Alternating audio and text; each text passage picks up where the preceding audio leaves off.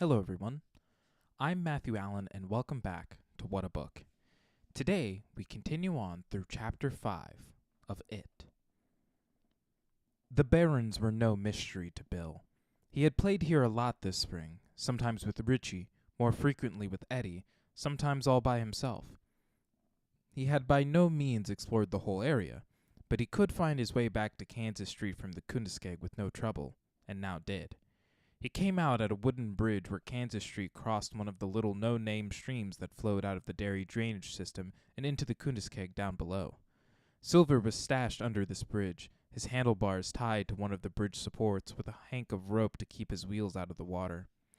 Bill untied the rope, stuck it in his shirt, and hauled Silver up to the sidewalk by main force, panting and sweating, losing his balance a couple of times and landing on his tail. But at last it was up. Bill swung his leg over the high fork, and as always, once he was on Silver, he became someone else. "Hi-yo, Silver, away!"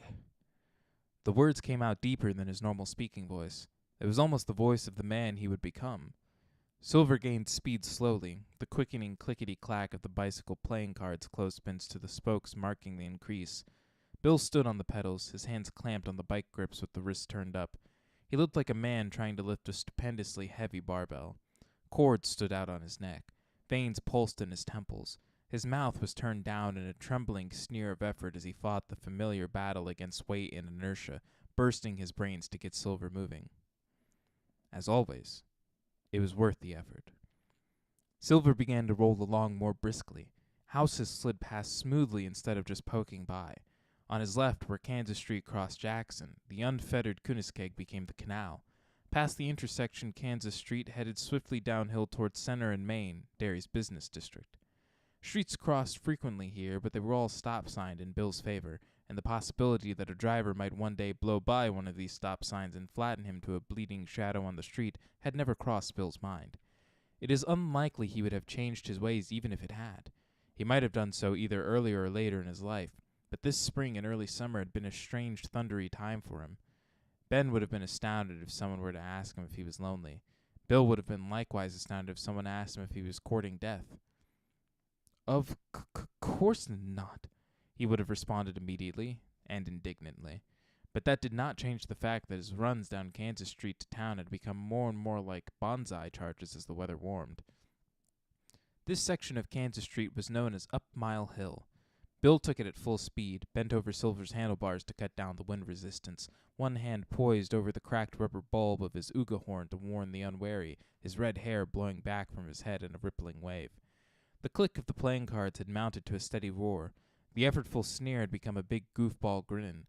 The residences on the right had given way to business buildings, warehouses, and meat-packing plants, most of them, which blurred by in a scary but satisfying rush. To his left, the canal was a wink of fire in the corner of his eye. "Hi-yo, Silver! Away!" he screamed triumphantly.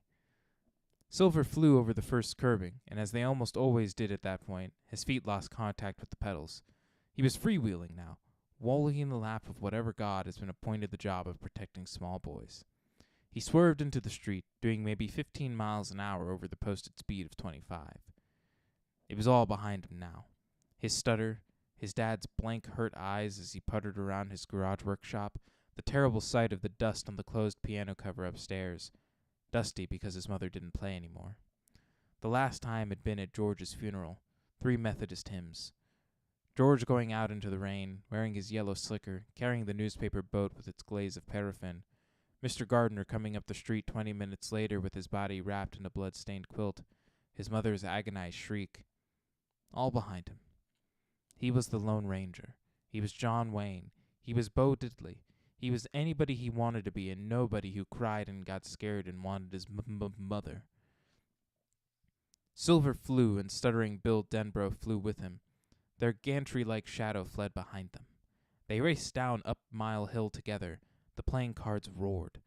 Bill's feet found the pedals again, and he began to pump, wanting to go even faster, wanting to reach some hypothetical speed, not of sound, but of memory, and crashed through the pain barrier.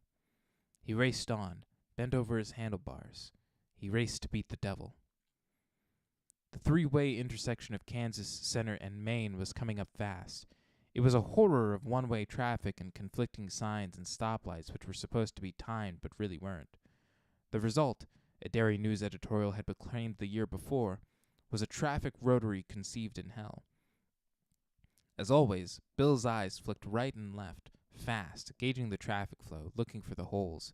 If his judgment was mistaken, if he stuttered, you might say, he would be badly hurt or killed. He arrowed into the slow-moving traffic which clogged the intersection, running a red light and fading to the right to avoid a lumbering, port-holed Buick. He shot a bullet of a glance back over his shoulder to make sure the middle lane was empty.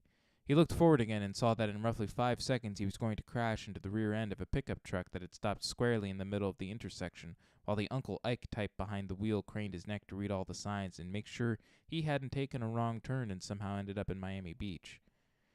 The lane on Bill's right was full of a Dairy Bangor intercity bus. He slipped in that direction just the same and shot the gap between the stopped pickup and the bus, still moving at 40 miles an hour. At the last second, he snapped his head hard to one side, like a soldier doing an over-enthusiastic eyes right, to keep the mirror mounted on the passenger side of the pickup from rearranging his teeth. Hot diesel from the bus laced his throat like a kick of strong liquor. He heard a thin gasping squeal as one of his bike grips kissed a line up the coach's aluminum side. He got just a glimpse of the bus driver, his face paper white under his peaked Hudson Bus Company cap. The driver was shaking his fist at Bill and shouting something. Bill doubted it was happy birthday. Here was a trio of old ladies crossing Main Street from the New England Bank side to the shoeboat side. They heard the harsh butt of the playing cards and looked up. Their mouths dropped open as a boy on a huge bike passed within a half a foot of them like a mirage. The worst, and the best, of the trip was behind him now. He had looked at the very real possibility of his own death again and again and found himself able to look away. The bus had not crushed him. He had not killed himself and the 3 old ladies with their free shopping bags and their Social Security checks. He had not been splattered across the tailgate of Uncle Ike's old Dodge pickup. He was going uphill again now, speed bleeding away. Something, call it desire, that was good enough, wasn't it? Was bleeding away with it. All the thoughts and memories were catching up. Hi, Bill. Gee, we almost lost sight of you for a while there, but here we are, rejoining him, climbing up his shirt and jumping into his ear and whooshing into his brain like little kids going down a slide. He could feel them settling into their accustomed places, their feverish bodies jostling each other. Gosh, wow, here we are inside Bill's head again. Let's think about George. Okay, who wants to start? You think too much, Bill. No, that wasn't the problem. The problem was he imagined too much. He turned into Richard's Alley and came out on Center Street a few moments later, pedaling slowly, feeling the sweat on his back and in his hair. He dismounted Silver in front of the Center Street drugstore and went inside. Before George's death, Bill would have gotten the salient points across to Mr. Keene by speaking to him. The druggist was not exactly kind, or at least Bill had an idea he was not, but he was patient enough, and he did not tease or make fun. But now Bill's stutter was much worse, and he really was afraid something bad might happen to Eddie if he didn't move fast. So when Mr. Keene said, "Hello, Billy Denbrough. Can I help you?" Bill took a folder of advertising vitamins, turned it over, and wrote on the back, "Eddie Kasprak and I were playing in the Barrens. He's got a bad asthma attack. I mean, he can hardly breathe. Can you give me a refill on his aspirator?" He pushed this note across the glass-topped counter to Mr. Keene, who read it, looked at Bill's anxious blue eyes, and said, "Of course. Wait right here, and don't be handling anything you shouldn't." Bill shifted impatiently from one foot to the other while Mr. Keene was behind the rear counter. Although he was back there less than 5 minutes, it seemed an age before he returned with one of Eddie's plastic squeeze bottles. He handed it over to Bill, smiled, and said, "This should take care of the problem." Thanks, Bill said. "I don't have any That's all right, son. Mrs. Kasprak has an account here. I'll just add this on. I'm sure she'll want to thank you for your kindness." Bill, much relieved, thanked Mr. Keene and left quickly. Mr. Keene came around the counter to watch him go. He saw Bill toss the aspirator into his bike basket and mount clumsily. Can he actually ride a bike that big? Mr. Keene wondered. I doubt it. I doubt it very much.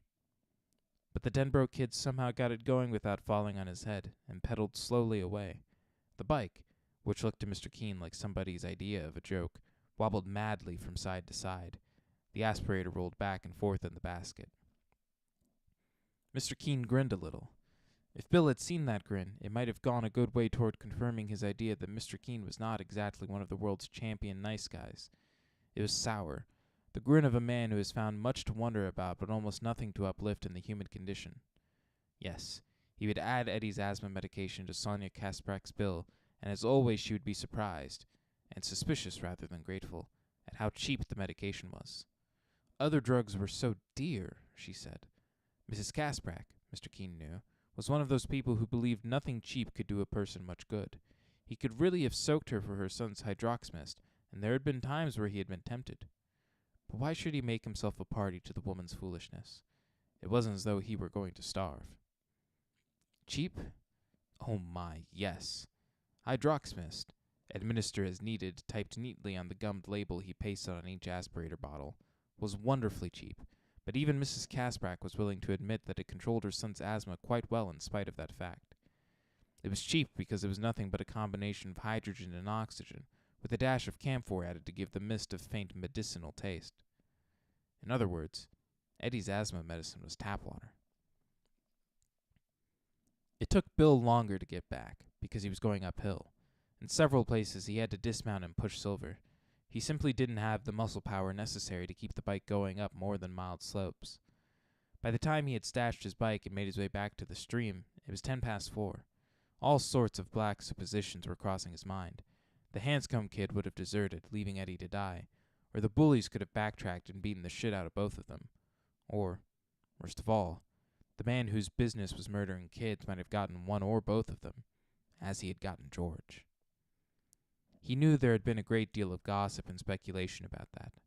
Bill had a bad stutter, but he wasn't deaf, although people sometimes seemed to think he must be, since he spoke only when absolutely necessary.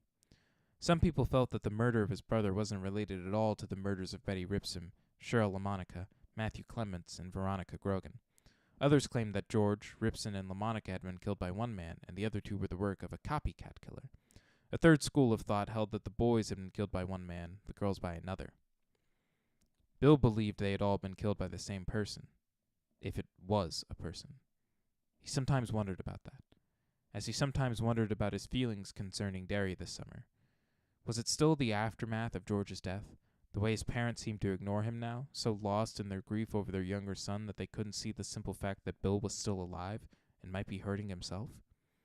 Those things, combined with the other murders, the voices that sometimes seemed to speak in his head now, whispering to him, and surely they were not variations of his own voice, for these voices did not stutter.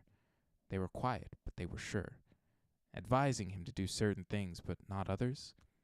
Was it those things which made Derry seem somehow different now, somehow threatening, with unexplored streets that did not invite but seemed instead to yawn in a kind of ominous silence, that made some faces look secret and frightened? He didn't know, but he believed, as he believed all the murders were the work of a single agency, that Derry really had changed, and that his brother's death had signaled the beginning of that change. The black suppositions in his head came from the lurking idea that anything could happen in Derry now. Anything. But when he came around the last bend, all looked cool. Ben Hanscom was still there, sitting beside Eddie. Eddie himself was sitting up now, his hands dangling in his lap, head bent, still wheezing. The sun had sunk low enough to project long green shadows across the stream. "Boy, that was quick," Ben said, standing up. "I didn't expect you for another half an hour." "I got a fast bike," Bill said with some pride. For a moment the two of them looked at each other cautiously, warily. Then Ben smiled tentatively, and Bill smiled back. The kid was fat, but he seemed okay, and he had stayed put. That must have taken some guts, with Henry and his J.D. friends maybe still wandering around out there someplace. Bill winked at Eddie, who was looking at him with dumb gratitude. "Here you go, Eddie." He tossed him the aspirator. Eddie plunged it into his open mouth, triggered it, and gasped convulsively. Then he leaned back, eyes shut. Ben watched this with concern. "Geez, he's really got it bad, doesn't he?" Bill nodded. "I was scared there for a while," Ben said in a low voice. "I was wondering what to do if he had a convulsion or something. I kept trying to remember the stuff they told us in that Red Cross assembly we had in April. All I could come up with was put a stick in his mouth so he wouldn't bite his tongue off. I think that's for epileptics. Oh, yeah. I guess you're right. He won't have a convulsion anyway, Bill said. That medicine will fix him right up. Look. Eddie's labored breathing had eased. He opened his eyes and looked up at them. Thanks, Bill, he said. That one was a real pisswaw. I guess it started when they creamed your nose, huh? Ben asked. Eddie laughed ruefully, stood up, and stuck the aspirator in his back pocket. Wasn't even thinking about my nose. Was thinking about my mom. Yeah? Really? Ben sounded surprised, but his hand went to the rags of his sweatshirt and began fiddling there nervously. She's going to take one look at the blood on my shirt and have me down to the emergency room at Derry Home in about 5 seconds. Why? Ben asked. It stopped, didn't it? Gee, I remember this kid I was in kindergarten with, Scooter Morgan, and he got a bloody nose when he fell off the monkey bars. They took him to the emergency room, but only because it kept bleeding. Yeah? Bill asked, interested. Did he die? No, but he was out of school a week. It doesn't matter if it stopped or not, Eddie said gloomily. She'll take me anyway. She'll think it's broken and I got pieces of bone sticking in my brain or something. Can you get bones in your brain? Bill asked. This was turning into the most interesting conversation he'd had in weeks. I don't know. If you listen to my mother, you can get anything. Eddie turned to Ben again. She takes me down to the emergency room about once or twice a month. I hate that place. There was this orderly once. He told her they ought to make her pay rent. She was really PO'd. Wow, Ben said. He thought Eddie's mother must be really weird. He was unconscious of the fact that now both of his hands were fiddling in the remains of his sweatshirt. Why don't you just say no? Say something like, Hey Ma, I feel all right. I just want to stay home and watch Sea Hunt. Like that. Eddie said uncomfortably and said no more. You're Ben Hanscombe, right? Bill asked. Yeah. You're Bill Denborough. Yes. And this is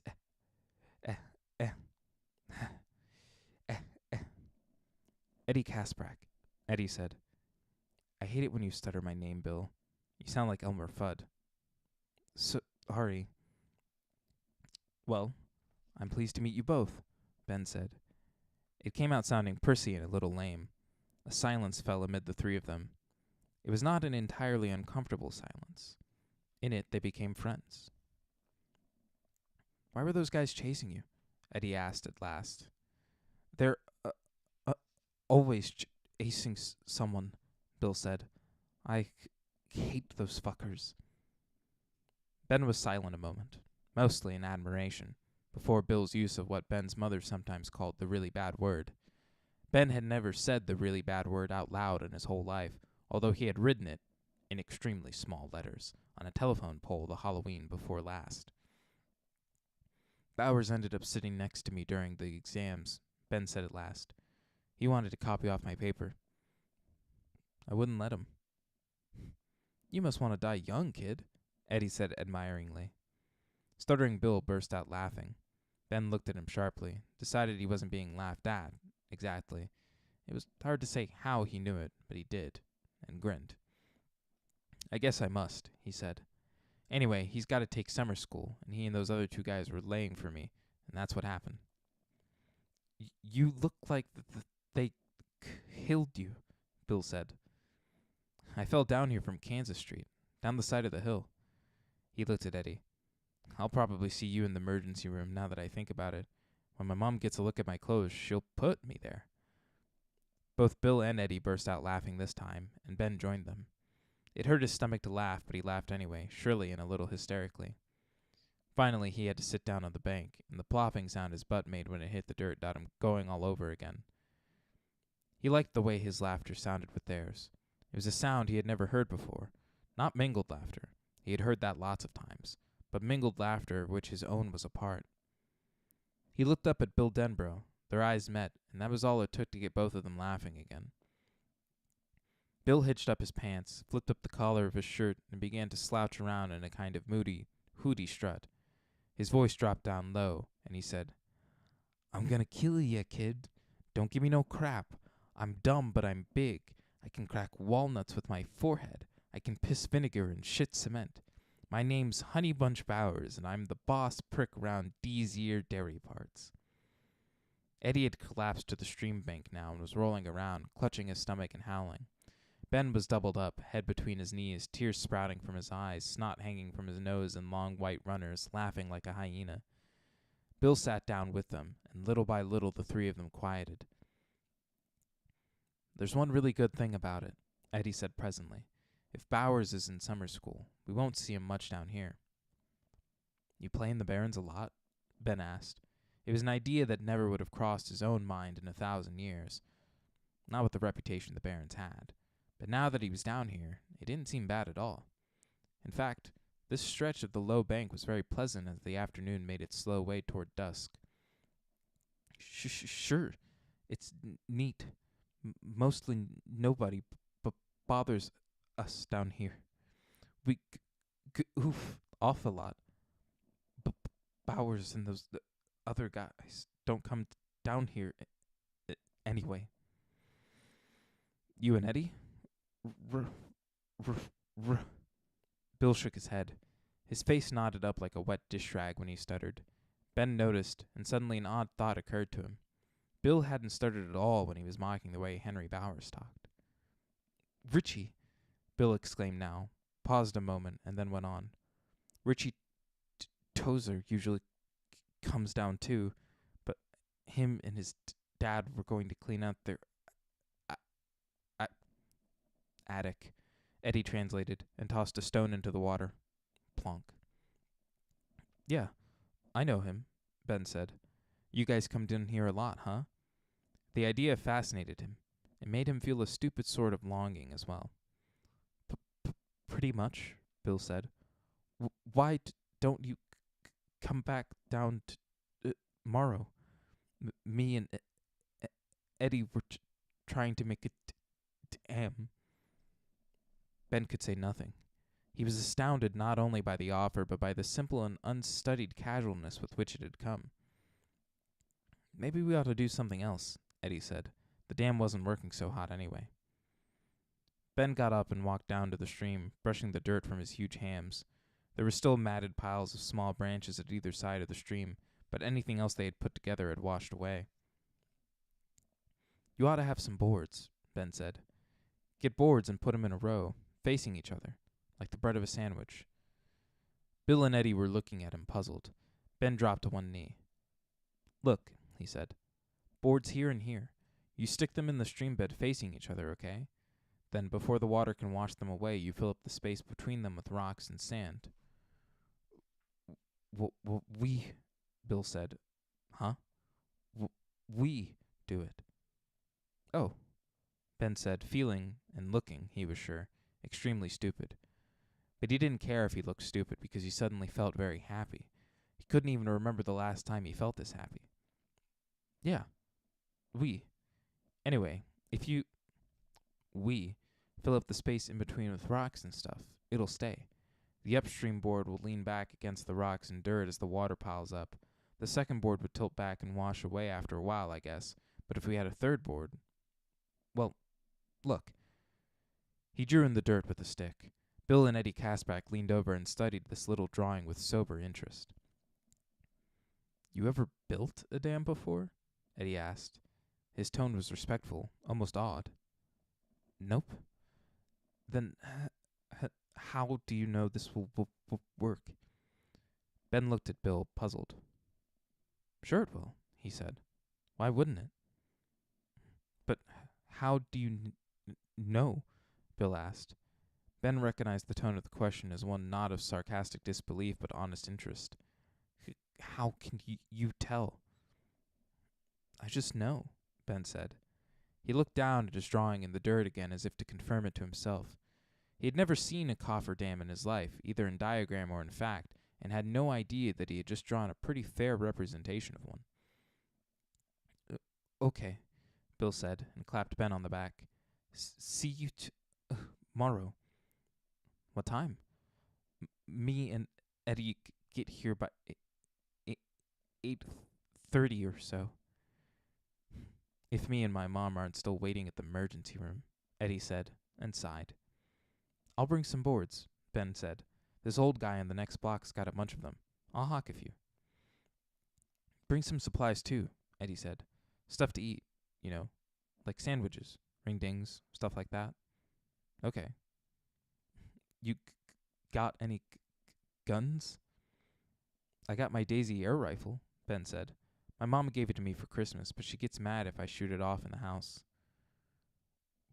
Bring it down, Bill said. We'll play guns, maybe. Okay, Ben said happily. Listen, I got to split for home, you guys. Us, too, Bill said. The three of them left the Barrens together. Ben helped Bill push Silver up the embankment. Eddie trailed behind them, wheezing again and looking unhappily at his blood-splattered shirt. Bill said goodbye and then pedaled off, shouting, Hi-yo, Silver! Away! At the top of his lungs. That's a gigantic bike, Ben said. Bet your fur, Eddie said. He had taken another gulp from his aspirator and was breathing normally again. He rides me double sometimes on the back. Goes so fast it just about scares the crap out of me. He's a good man, Bill is. He said this last in an offhand way, but his eyes said something more emphatic. They were worshipful. You know about what happened to his brother, don't you? No. What about him? Got killed last fall. Some guy killed him. Pulled one of his arms right off, just like pulling a wing off on a fly. Jeez and crow. Bill, he used to only stutter a little. Now it's really bad. Did you notice that he stutters? Well, a little. But his brains don't stutter. Get what I mean? Yeah. Anyway, I just told you because if you want Bill to be your friend, it's better not to talk to him about his little brother. Don't ask him questions or anything. He's all frigged up about it. Man, I would be too, Ben said. He remembered now, vaguely, about the little kid who had been killed the previous fall. He wondered if his mother had been thinking about George Denbrough when she gave him the watch he now wore, or only about the more recent killings. Did it happen right after the big flood? Yeah. They had reached the corner of Kansas and Jackson, where they would have to split up. Kids ran here and there, playing tag and throwing baseballs. One dorky little kid in big blue shorts went trotting self-importantly past Ben and Eddie, wearing a Davy Crockett coonskin backwards so that the tail hung down between his eyes. He was rolling a hula hoop and yelling, Hoop tag, you guys! Hoop tag, wanna? The two bigger boys looked after him, amused, and then Eddie said, Well, I gotta go. Wait a sec, Ben said. I got an idea, if you really don't want to go to the emergency room. Oh, yeah? Eddie looked at Ben, doubtful but wanting to hope. You got a nickel? I got a dime. So what? Ben eyed the drying maroon splotches on Eddie's shirt. Stop at the store and get a chocolate milk. Pour about half of it on your shirt. Then when you get home, tell your mama you spilled all of it.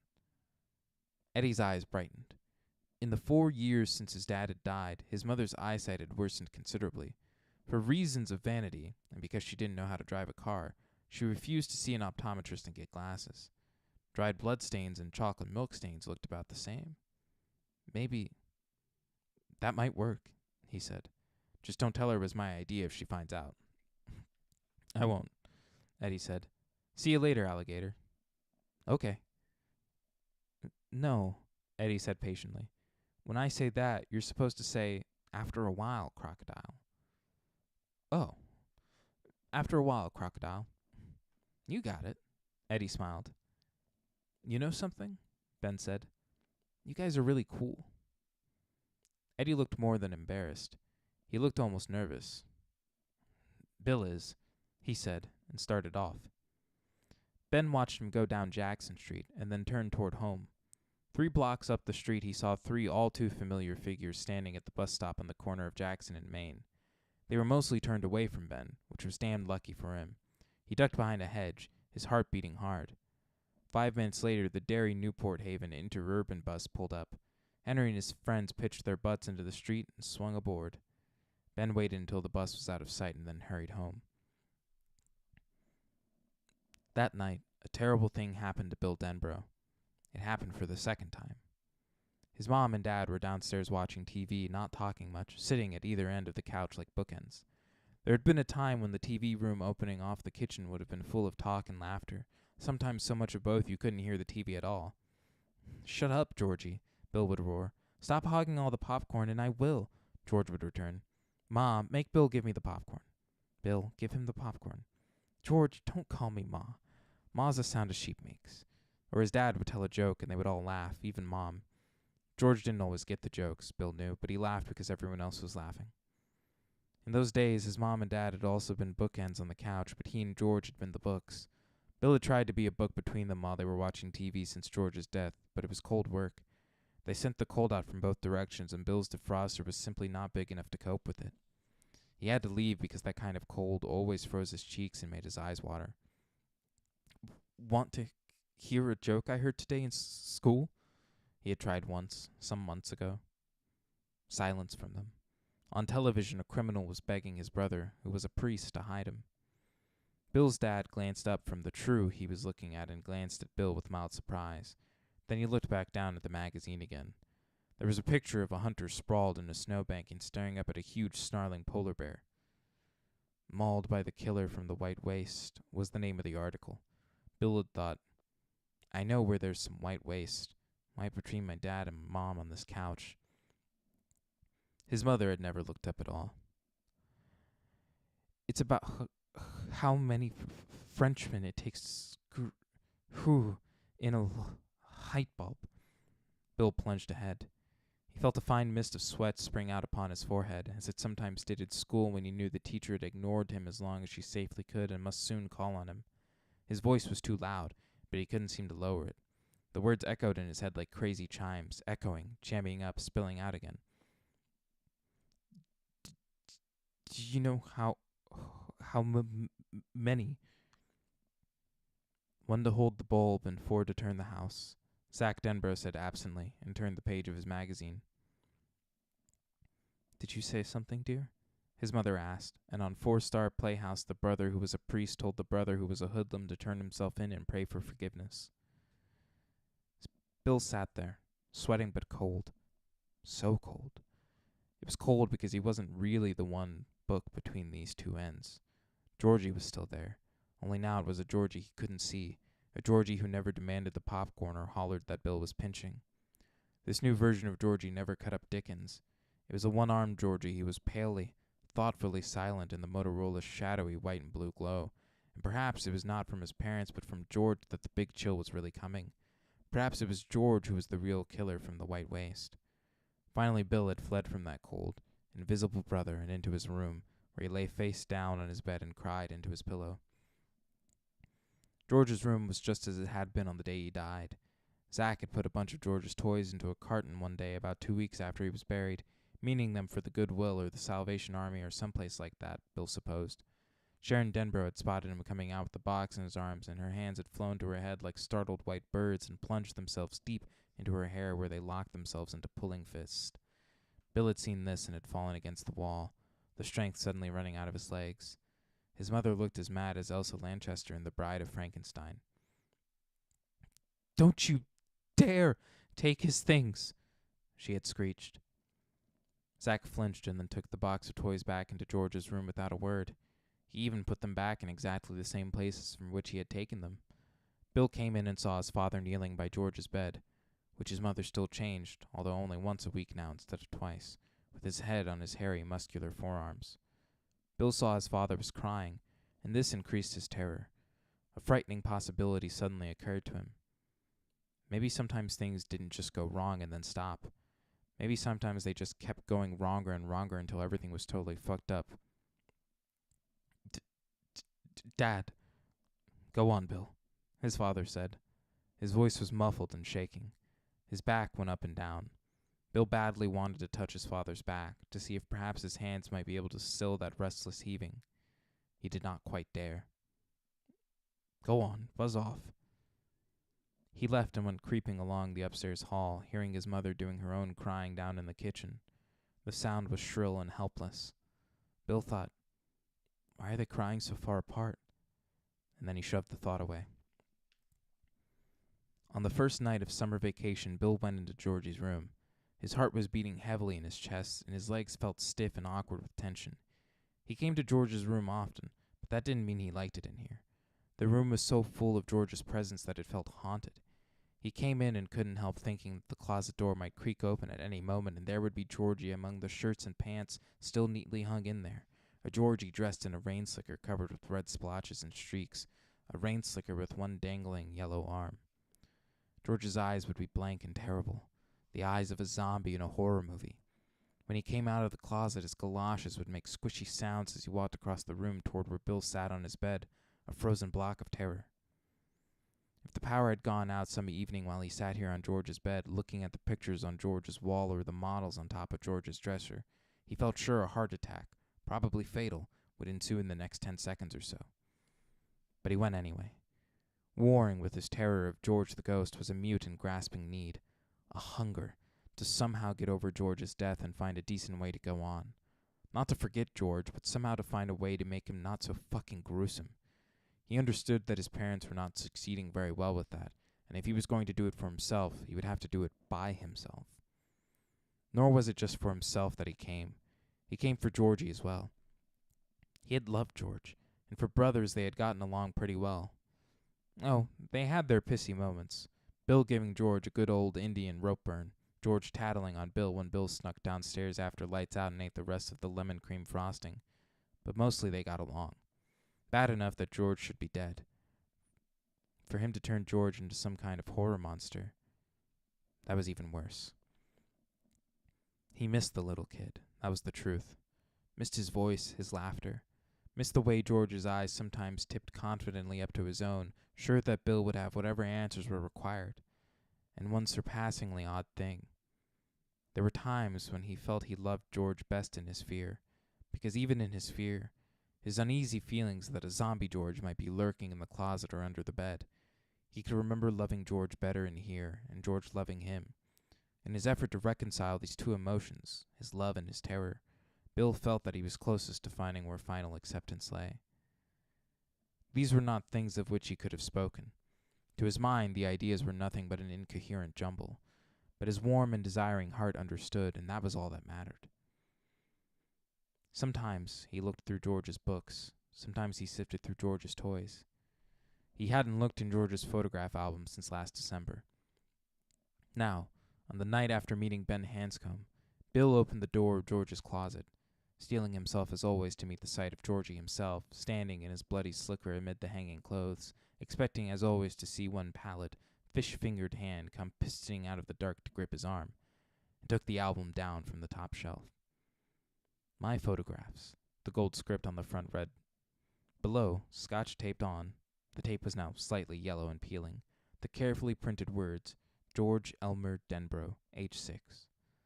Bill took it back to the bed Georgie had slept in, his heart beating heavier than ever. He couldn't tell what had made him get the photograph album down again, after what had happened in December. A second look, that's all. Just to convince yourself that it wasn't real the first time, that the first time was just your head playing a trick on itself. Well, it was an idea anyway. It might even be true, but Bill suspected it was just the album itself. It held a certain mad fascination for him. What he had seen, or what he thought he had seen. He opened the album now. It was filled with pictures George had gotten his mother, father, aunts, and uncles to give him. George didn't care if they were pictures of people and places he knew or not. It was the idea of photography itself which fascinated him. When he had been unsuccessful at pestering anyone into giving him new photos to mount, he would sit cross-legged on his bed, where Bill was sitting now, to look at the old ones, turning the pages carefully, studying the black and white Kodaks. Here was their mother when she was young and impossibly gorgeous. Here their father, no more than 18, one of a trio of smiling, rifle-toting young men standing over the open-eyed corpse of a deer. Uncle Hoyt standing on some rocks and holding up a pickerel. Aunt Fortuna at the dairy agricultural fair, kneeling proudly beside a basket of tomatoes she had raised. An old Buick automobile, a church, a house, a road that went from somewhere to somewhere. All these pictures snapped by lost somebodies for lost reasons, locked up here in a dead boy's album of photographs. Here Bill saw himself at 3, propped up in a hospital bed with a turban of bandages covering his hair. Bandages went down his cheeks and under his fractured jaw. He'd been struck by a car in the parking lot of the A&P on Center Street.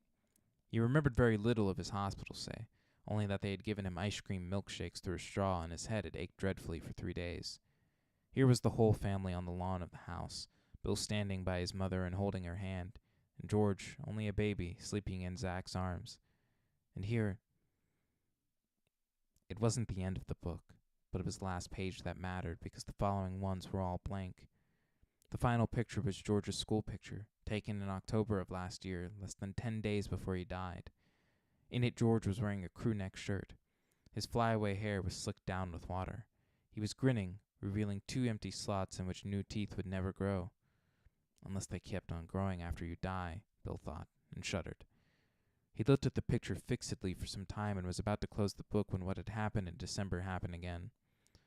George's eyes rolled in the picture. They turned up to meet Bill's own. George's artificial say-cheese smile turned into a horrid leer. His right eye drooped closed in a wink. "See you soon, Bill. In my closet. Maybe tonight." Bill threw the book across the room. He clapped his hands over his mouth. The book struck the wall and fell to the floor open. The pages turned, although there was no draft. The book opened itself to that awful picture again. The picture which said School Friends 1957 to 58 beneath it. Blood began to flow from the picture. Bill sat frozen, his tongue a swelling, choking lump in his mouth, his skin crawling, his hair lifting. He wanted to scream, but the tiny whimpering sounds crawling out of his throat seemed to be the best he could manage. The blood flowed across the page and began to drip onto the floor. Bill fled the room, slamming the door behind him. And that is the end of Chapter 5. Thank you so much for joining me for this chapter. If you liked it, make sure to check out everything that is backlogged here on YouTube, as well as everything in the Linktree link down in the description. Thank you all again. I'm Matthew Allen, and I will see all of you next week.